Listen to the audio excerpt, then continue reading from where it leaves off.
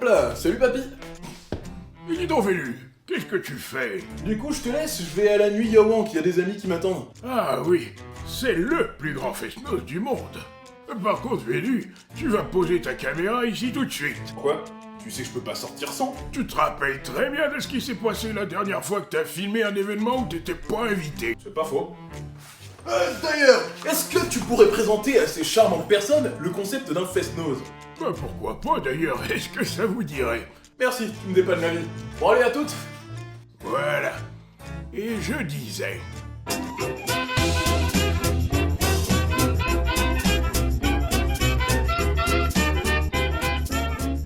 Laissez-moi d'abord par vous introduire une petite partie de l'histoire de ces fêtes nocturnes.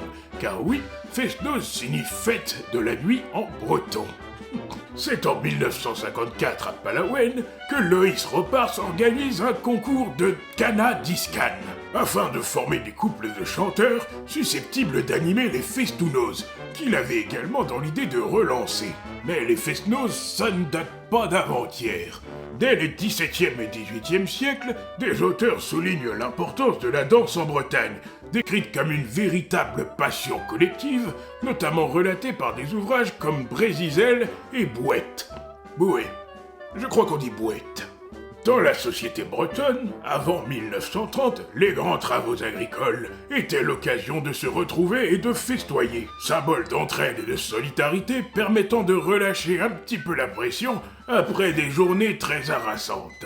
Les festivités incluent généralement des repas conviviaux, des chants improvisés, aussi appelés casabos, des jeux et des danses entraînant une excitation collective, très proche de la transe. Celle-ci est d'ailleurs renforcée par les interactions entre sonneurs et danseurs.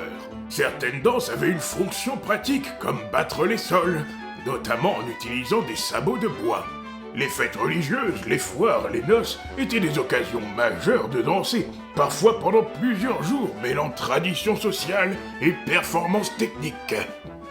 Voilà, j'ai été me faire couler une petite tisane entre-temps. Si quelqu'un en veut, j'en ai pas pour tout le monde, désolé. Enfin bref, attardons-nous un petit peu sur les danses qu'on peut y retrouver. Les festounoz mettent à l'honneur des centaines de danses traditionnelles. Parmi les plus connus, on peut compter les andros, les interdros, les plines, les différentes gavottes ou encore le costarquat. Ces danses se pratiquent souvent en chaîne, en ronde, en couple ou avec des figures comme le jabadao ou les avandeux de Haute-Bretagne. En Basse-Bretagne, elles sont il faut se casser la tronche, le thé, là. En Basse-Bretagne, elles sont souvent organisées ensuite de 2 ou bien 3 danses, comme la suite Gavotte, Bal, Jabadao a dansé avec le même partenaire. Mais d'ailleurs, pour anecdote, le petit-fils Vélu, il est tellement absorbé dans son appareil photo à vouloir tout documenter que des fois il ne se rend même pas compte et il se retrouve encerclé par des hordes de danseurs et il se retrouve au milieu de ces danses. Et maintenant, attardons-nous un petit peu sur la musique qu'on peut y retrouver. Car oui, danser au son des sabots, ça va bien 5 minutes. La musique des festounoz inclut le chant a cappella, aussi appelé le cana discan, le chant accompagné et la musique instrumentale, traditionnellement jouée par un duo de sonneurs, l'un avec une bombarde et l'autre avec un binioucose.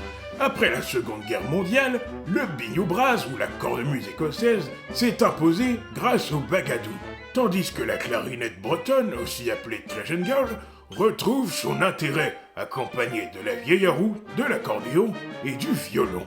Aujourd'hui, les festounoz mêlent musique traditionnelle et musique moderne, avec des groupes punk un peu comme les Ramoneurs de Menhir, des groupes électro comme Plantec et Harvest, ou encore des groupes de jazz comme Skedus et Diwal. On peut aussi retrouver un mélange de styles comme avec Fleuve. Aujourd'hui, des instruments comme les guitares, des percussions nord-africaines et les synthétiseurs viennent enrichir un petit peu la pâte audio de certains groupes.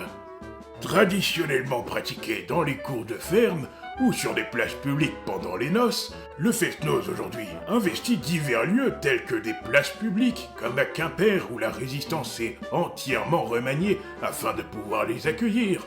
On peut aussi en avoir dans des salles des fêtes ou des salles de concert spécialement dédiées. Et en fin de fest-noz, on pouvait avoir un bœuf improvisé réunissant souvent musiciens et chanteurs, et parfois avec la participation du public. J'aurais pu vous parler encore de bien des choses, hein, des fest-noz de Paris après la guerre, ou bien m'attarder plus en détail sur certaines musiques ou certaines danses, mais... Un son de fest-noz qui vient de Paname, un son qui sent bon le pavé, le macadam, un son qui me parle plein de vague à l'âme, un peu loin de la Bretagne, mais ça ne l'empêche pas d'avoir du charme. Ça, c'est pour citer Mano. Je sais pas, mais ça parlait de fest-noz, alors...